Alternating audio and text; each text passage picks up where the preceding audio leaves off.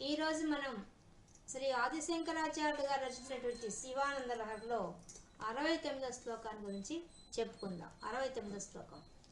జడత పసుత కళంకిత కుటిల చరత్వం చ నాస్తి మయి దేవ అస్తి యది రాజమౌళే భవదాభరణస్య నాస్మి కిం పాత్రం.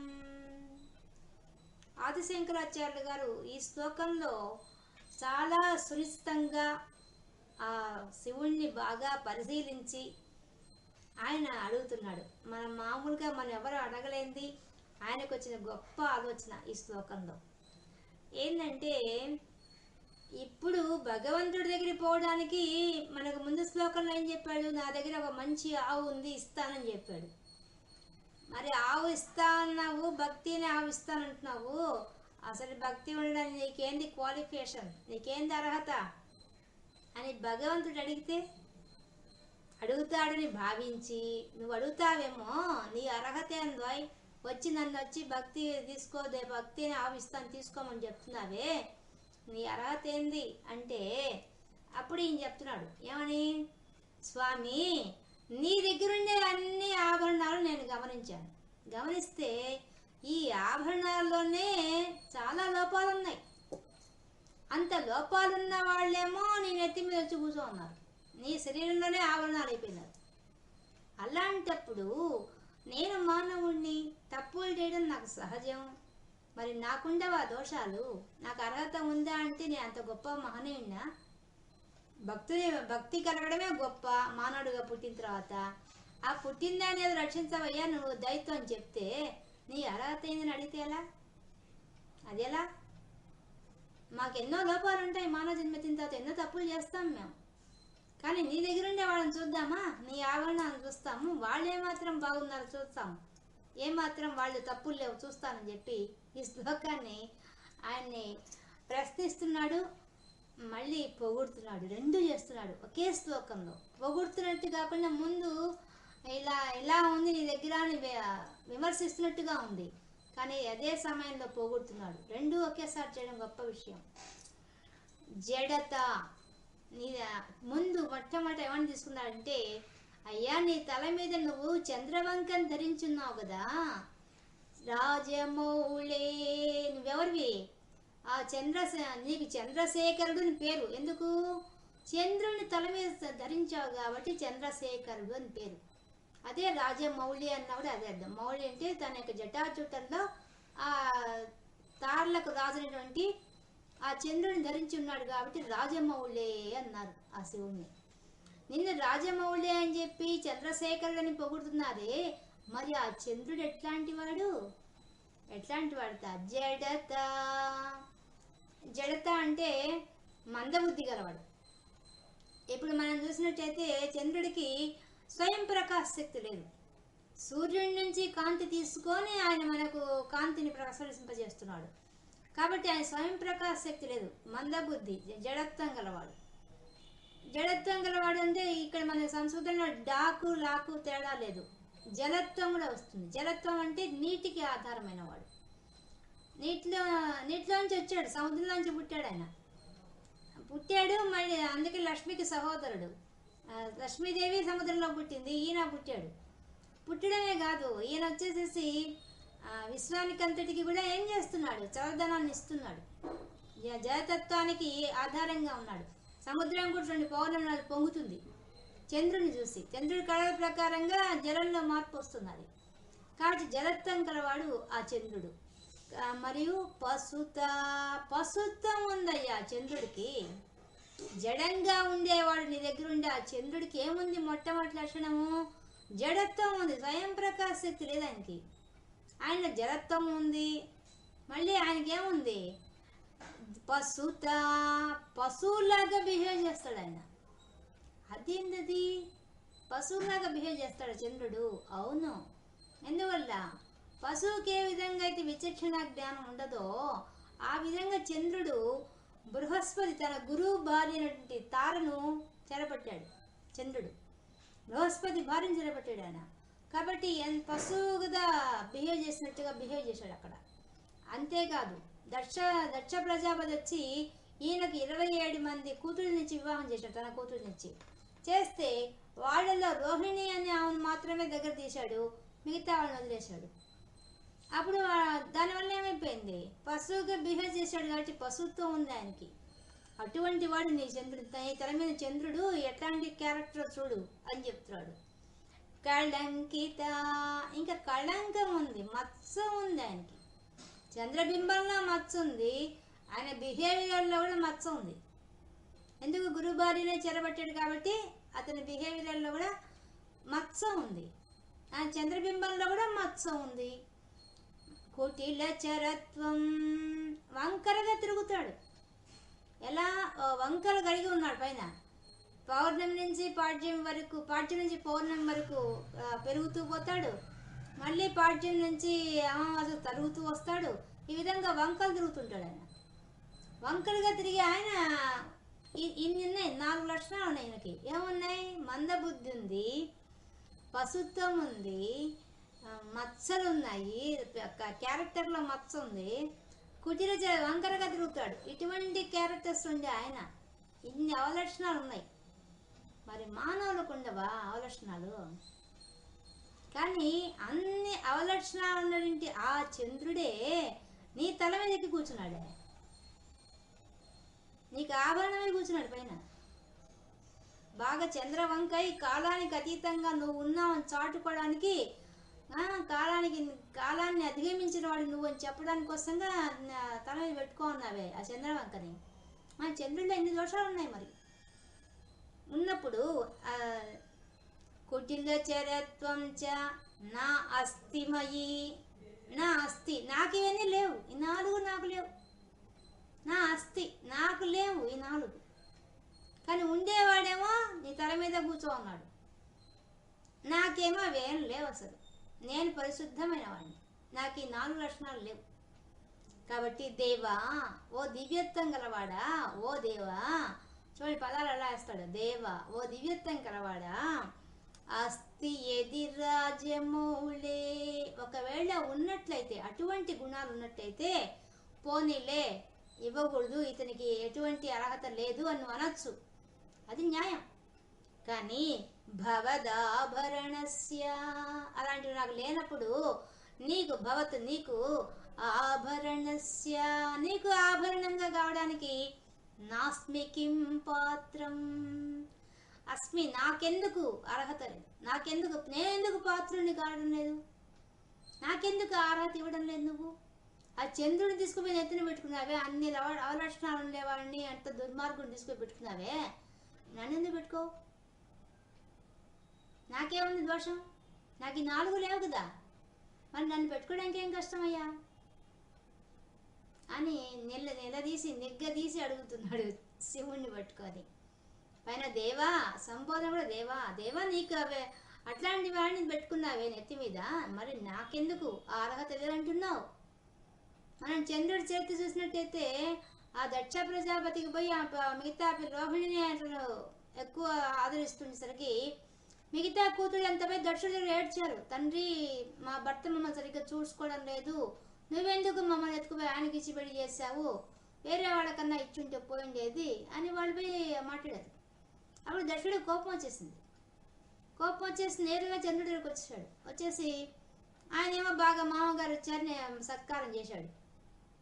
ఆయన మాత్రం కోపంగా బాగా అడిగేశాడు, ఏమయ్యా నువ్వు రోహిణిని ఒక్కదాన్ని చూస్తున్నావాడ, మిగతా వాళ్ళని పట్టించుకోవడం లేట, నా కూతుళ్ళంతా వచ్చి బాధపడుతున్నారు, ఇలా ఇంకోసారి చేసామంటే నీకు మర్యాదగా ఉండదు, నీ హెచ్చరిక చేసి వెళ్ళిపోతాడు.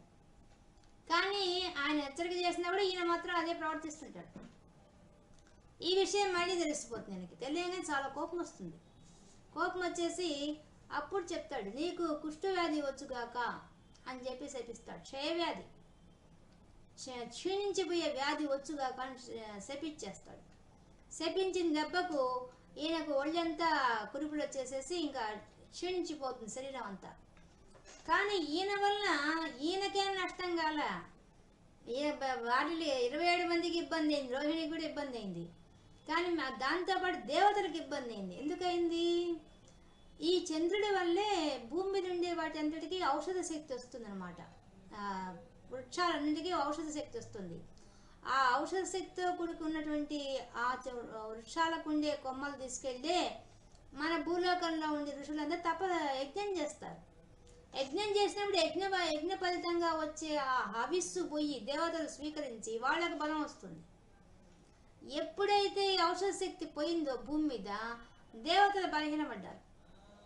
అప్పుడు దేవతలంతా పోయి బ్రహ్మదేవుడు చెప్పారు, ఇదేందయ్యా ఆ దక్షుడు శపించడం ఏంది, ఈ చంద్రుడు ఇట్లా అయిపోవడం ఏంది, దీనివల్ల మాకు నష్టం వచ్చింది, దీనికి ఏదో మార్గం చూపించండి అని అడిగారు. అప్పుడు బ్రహ్మదేవుడు కూడా చాలా కోపం వచ్చింది ఈ చంద్రుడు చేసిన పనికి. అందుకని చంద్రుడితో ఏమన్నాడంటే, నువ్వు పోయేసేసి ఆ శివుడి కోసంగా పార్థివ లింగాన్ని పెట్టుకొని పూజ చేస్తే నీకు అప్పుడు ఆయన అనుగ్రహిస్తే అప్పుడు నీకుండే రోగం పోతుంది, అప్పుడు నీకు శక్తి వస్తుంది అని చెప్తాడు. అప్పుడు ఆ చంద్రుడు భూలోకంలోకి వచ్చి ఇప్పుడు మనకుండే గుజరాత్ దగ్గర ఉండే సోమనాథ లింగం అక్కడికి వచ్చి తపస్సు చేస్తాడు, ఘోరమైన తపస్సు చేస్తాడు. పార్థివ లింగాన్ని పెట్టుకుంటే మట్టితో తయారు చేసిన లింగాన్ని పెట్టుకొని పూజ చేస్తాడు ఆయన ప్రతిరోజు. అలా ఘోరంగా తపస్సు చేసేసరికి అప్పుడు శివుడు పార్వతి ఇద్దరు ప్రత్యక్షం అవుతారు. ఏం కావాలి నీకు వరం అంటారు. నాకు ముందు ఈ రోగం పోవాలి అంటాడు. కానీ శివుడు, దక్షుడు ఎవరు, తన పరిపాలనలో ఉండేవాడు దక్ష ప్రజాపతి, అతని శాపం ఇచ్చిన దాన్ని అవమానపరచకూడదుదా. అందుకని శివుడు ఏం చేస్తాడంటే, నీకు ఆయన ఇచ్చిన రోగాన్ని ఇంకో రకంగా మారుస్తాను, రోగం మాత్రం అట్టే ఉంటుంది కానీ మారుతుంది అని చెప్పి ఆయన ఏం చేస్తాడు, తనలో ఉన్న పూర్ణ కళల్లో ఉండేటువంటి కళలు తీసుకెళ్ళి కళ అతనికి ఇచ్చి, నువ్వు 15 రోజులు పెరుగుతూ 15 రోజులు తరుగుతూ ఉండే శక్తి నీ యొక్క శరీరానికి ఇస్తున్నాను. దానివల్ల ఏమైపోతుంది, నాలో ఉన్న శక్తి నీకు వస్తుంది కాబట్టి నీకు రోగం యొక్క ఛాయలు ఉండవు. అంతేకాకుండా నీవు ప్రతిరోజు ఒక్కొక్క స్త్రీ దగ్గర లాగా ఒక్కొక్క నక్షత్రంలో ఉండే 27 మంది అమ్మాయిల దగ్గరికి వెళ్ళాల్సిందే అని రూల్ పెడతాడు. అప్పుడు 27 మంది భార్యల్ని సక్రమంగా చూడడం మొదలవుతుంది. ఆ విధంగా మనకు చంద్రమానం ప్రకారంగా మనకు ఆకాశంలో ప్రతిరోజు చంద్రుడి ఎదురుగా ఒక నక్షత్రం ఖచ్చితంగా వస్తుంది. ఇదంతా ఈ కథలంతా ఏంటంటే పై కథల్లా కనిపిస్తాయి కానీ పౌరాణిక కథల్లో అంతా సంకేతం ఉంటుంది. సంకేతం ఏంది, ఖగోళ శాస్త్రం చెప్తున్నారు. దాంట్లో ఖగోళ శాస్త్రం ప్రకారం ఏంది, చంద్రుడి గతిగా ప్రతిరోజు ఒక నక్షత్రం రావాలి. ఆ రోహిణిని ఎందుకు ఎక్కువ ప్రేమించాడంటే రోహిణి నక్షత్రానికి ఒక స్పెషాలిటీ ఉంది. దాని యొక్క నీడ అంగారక గ్రహం మీద పడుతుంది. అందుకని దాన్ని స్పెషల్గా చూసినట్టుగా ఈయన నీడ పోయి దాని మీద పడి, దాని నీడ పోయి అంగారక గ్రహం మీద పడి ఆ ఖగోళంలో వచ్చే మార్పులు జరుగుతాయి. ఆ మార్పుల సంకేతంగా వాళ్ళు అలా చెప్తున్నారు. బృహస్పతి భార్యను కూడా చెరపట్టాడంటే తార, ఆమె పేరు తార. తార అంటే నక్షత్రమే, నక్షత్రాన్ని చెరబెట్టాడు. అది కూడా ఖగోళ శాస్త్రం గురించే. కథ మాత్రం సంకేత భాష, కథలో ఉండేదంతా అలా చెప్తే అన్నా ముందు వింటారు, తర్వాత ఆలోచిస్తారు కదా. ఏదో మైనస్ పాయింట్ ఉంటుంది, గురువు భార్యని ఎవరిని చెరబడతారా, అది మైనస్ పాయింట్ కదా. మైనస్ పాయింట్లోంచి ప్లస్ పాయింట్లోకి వెళ్ళిపోతే మనకు అసలైన ఖగోళ శాస్త్రం బయటపడుతుంది. ఇప్పుడు మనకుండే భాగవత కథలు అన్నీ కూడా మనకు అంత ఖగోళ శాస్త్రం. ధ్రువ చరిత్ర అయితే మొత్తం ఖగోళ శాస్త్రమే. అది కథలాగా చూపించేశారు. చిన్న పిల్లవాడు తపస్సు చేయడం, 5 ఏళ్ల పిల్లవాడు తపస్సు చేయడం ఏంది, ఆ తపస్సు చేస్తే అతనికి వచ్చే ఇదేంది, ఇవంతా భాగవతంలో ఖగోళ శాస్త్రాన్ని కూర్చోబెట్టి చెప్పారు. ఇప్పుడు చంద్రుడి కథ కూడా అంతే. చంద్రుడి కథ అంతా కూడా ఖగోళ శాస్త్రమే. అంతే తప్ప వాళ్ళ భార్యాభర్తల అనుబంధాలు అవంతా వాళ్ళ దేవతలకు ఎందుకుంటాయి, అవన్నీ లేవు కదా వాళ్ళకి. అసలు మనలాగా మానవులు కాదు కదా వాళ్ళు. కాబట్టి అదంతా కల్పన. కానీ నిజానికి చంద్రుడు వచ్చి తపస్సు చేయడం ఇవంతా మాత్రం ఉంది. ఎందువల్ల మనకు అష్టదిక్పాలకులు కానీ అందరూ కూడా భూమి మీద శివుడికి తపస్సు చేసి వాళ్ళు ఆ పదవిని పదవి అది చంద్ర పదవిని వాళ్ళు అట్లా పొందారు. సూర్యుడు కానీ అందరూ శివుడికి తపస్సు చేసిన వాళ్ళే. కాబట్టి ఈ విధంగా చంద్రుడు వచ్చి అది కూడా భూలోకానికి వచ్చే చేయాలి. ఎందువల్ల ఎవరు తరించాలన్నా భూమి మీదకి రావాల్సిందే. దేవతలైనా భూమి మీదకి వస్తే కానీ తరించలేరు. వాళ్ళ జీవితం తరించాలంటే భూమి మీదకి రావాల్సిందే. అటు నరకలోకంలో ఉన్నవాళ్ళు భూలోకంలో రావాల్సిందే, దేవలోకంలో ఉన్నవాళ్ళు భూలోకానికి రావాల్సిందే. మోక్షం రావాలంటే ఖచ్చితంగా మానవ జన్మ ఎత్తాల్సిందే, దాని ద్వారా మోక్షం పొందాల్సిందే, అంతే, వేరే మార్గం లేదు. అందువల్లే సునీత గారు సుమిత్రనా మ్యూట్ చేయండి. అప్పుడు వాళ్ళు వచ్చేసేసి ఆ ఆ చంద్రుడు ఏం చేస్తాడంటే ఆ ఆ విధంగా భూలోకానికి వచ్చేసేసి ఆ యొక్క గుజరాత్లో ఉండేటువంటి సౌరాష్ట్ర ఆ ప్రాంతంలో వచ్చి అక్కడ తపస్సు చేస్తాడు. ఘోరమైన తపస్సు చేస్తే శివుడు పార్వతి ప్రత్యక్షమవుతారు. వాళ్ళు అప్పుడు ఆయన ఈ విధంగా ఆయన శాపాన్ని మార్చి కొంచెం మార్చి మళ్ళీ తన తల శిరస్సు మీద కూడా చంద్రవంకగా ధరిస్తానని చెప్పి ఈ వరం ఇస్తారు. అలాగే సోమేశ్వరుడు అవుతాడు ఆయన. సోమేశ్వరుడు అంటే సా ప్లస్ ఉమా, ఉమాతో కలిసిన శివుడు వచ్చాడు కాబట్టి సోమేశ్వరుడు లింగం అని వస్తుంది. సోమ అంటే చంద్రుడు అని అర్థం కూడా వస్తుంది. రెండు అర్థాల ప్రకారంగా సోమేశ్వర లింగాన్ని చూడడానికి వచ్చినట్టుగా అక్కడ అవుతుంది. అప్పుడు ఆయన ఇంకా ఏం వరం కావాలి అడగమంటే అప్పుడు చంద్రుడు అడుగుతాడు, నేను ఇక్కడ తపస్సు చేసిన దానికి గుర్తుగా ఇక్కడ నువ్వు జ్యోతిర్లింగంగా ఉండవలసింది అంటే, జ్యోతిర్లింగం అంటే వాళ్ళకై వాళ్ళు వెలియాలి, అందుకని నువ్వు వెలయవలసిందని అడిగితే అప్పుడు శివుడు అక్కడ వెలుస్తాడనమాట. ఈయన కోరిక మేరకు వస్తాడు. ఆ విధంగా మనకు చంద్రుడి ద్వారా వచ్చింది ఆ సోమనాథ లింగం. అలా వచ్చినవాడు చంద్రుడు. కాబట్టి ఈ విధంగా ఈ చరిత్ర ప్రకారం చూసుకుంటే మాత్రం ఈయన యొక్క పురాణంలో ఉండే చరిత్ర ప్రకారం చూస్తే ఇందులో అవలక్షణాలు ఉన్నవాడు ఎలా అయ్యాడు అన్నట్టుగా ఆయన ఆభరణం అయినప్పుడు ఇంకా నేను ఎందుకు కాకూడదు అని ఆదిశంకరాచార్యుడు అడుగుతున్నాడు. కానీ ఈ శ్లోకంలో ఇంకో విషయం కూడా ఉంది. ఇప్పుడు జడము అంటే జలము అని అర్థం. జలం అంటే గంగాదేవిని ధరించాడు ఆయన. ఇంకా పశుత అంటే పశువు అంటే నందీశ్వరుడు. నందీశ్వరుడు ఆయన ముందే కూర్చో ఉంటాడు కదా. కళంకిత అంటే మచ్చలు కలది ఏంది పాము. పాము కూడా ఆయన మెళ్ళో వేసుకో ఉంటాడు. కుటిల చరిత్రం కుటిలంగా తిరిగేది ఆయన చేతిలో ఉండే జింక. ఇవన్నీ ఆభరణాలుగా ధరించున్నాడు ఆయన ఆయన శరీరంలో. వాటికి కూడా అవే లక్షణాలు ఉన్నాయి. ఆ లక్షణాలని మిగతా వాటికి కూడా వచ్చేస్తుంది. ఆయన ఏమేమైతే ఆభరణాలు వేసుకున్నాడో వాటికి కూడా ఈ అర్థం వస్తుంది. ఆ ప్రకారంగా చూస్తే ఈయన అన్ని ఆభరణాలను గుర్తించి వాటికి అన్నింటికి ఉన్న లోపాలు నా దగ్గర లేవు కదా, నేనెందుకు పాత్రుణ్ణి కాదు, నాకెందుకు అర్హత లేదు, నాకు కూడా నీవు మోక్షం ఇవ్వాల్సిందే, నీ అనుగ్రహం చూపించవలసిందే అని ప్రశ్నించినట్టుగా అనిపిస్తోంది శ్లోకం. కానీ ఆయన స్తోత్రం చేస్తున్నాడు ఏమని, ఎన్ని లోపాలున్నా కూడా వాటన్నింటినీ నువ్వు గుర్తుపెట్టుకోకుండా నీకు ఆభరణంగా చేసుకున్నావయ్యా, అది గొప్పతనం. ఇప్పుడు పాముని తీసుకుంటే పాముకు విషం ఉంది, విషం ఉన్న పామును ఆభరణంగా చేసుకున్నావు. నందీశ్వరుని చూసుకుంటే నందీశ్వరుడిలో ఏం స్పెషాలిటీ ఉంది, కానీ ఆయనకు ఆ వాహనం అయిపోయింది. అలాగే జింకని ధరించాడు. జింకలే మన మనసుకు సంకేతం జింక. అటువంటి జింకని ధరించాడు అని చపలత్వానికి చిహ్నం అది. ఇక గంగమ్మ తల్లిని తల మీద పెట్టుకో అన్నాడు. ఆ గంగమ్మ కదులుతూ ఉంటుంది ఎప్పుడు తల మీద. అటువంటి ఆమెను తల మీద ధరించాడు. ఆ చంద్రుడిని ధరించాడు. అన్నీ ఎటువంటివి ఆయనకి చల్లదనాన్ని కూల్చేవే.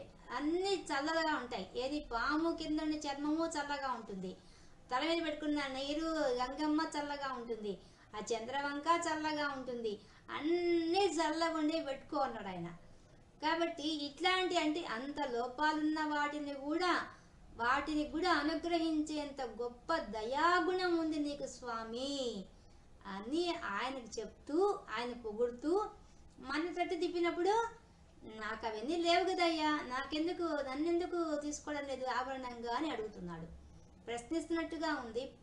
నిజానికి పొగుడుతున్నాడు. ఎందువల్ల ఆయన నమ్ముకుంటే మనలో ఉన్న ఈ దోషాలు పోతాయి. ఏ దోషాలు పోతాయి? జడత్వం పోతుంది, పశుత్వం పోతుంది, కళంకం పోతుంది, అంటే పాపం పోతుంది. కళంకం అంటే పాపం పోగొడతాడు. కుటిల జడత్వం దుష్ట ప్రవర్తన పోతుంది. ఇన్ని పోగొట్టగల శక్తి ఎవరికి ఉంది? ఆ శివుడికి ఉన్నది. అంటే ఈ స్తోత్రం అన్నమాట. ఈ శ్లోకాన్ని స్తోత్రంగా చెప్తున్నాడు బయటికి. కానీ లోపల ఏమని అడుగుతున్నాడు? నాకు అవన్నీ ఉన్నాయి కదా, నాకు అవన్నీ లేవు కదా, నాకెందుకు ఆభరణంగా నన్ను ధరించడం లేదు అని అడుగుతున్నట్టుగా ఉంది. రెండు రకాలుగా రచించాడు ఈ శ్లోకాన్ని. ఇది ఆదిశంకరాచార్య దగ్గర ఉండే గొప్పతనం. ఇది ఈ యొక్క 69వ శ్లోకంలో మనకు ఆదిశంకరాచార్యులు ఆవిష్కరించిన విషయం.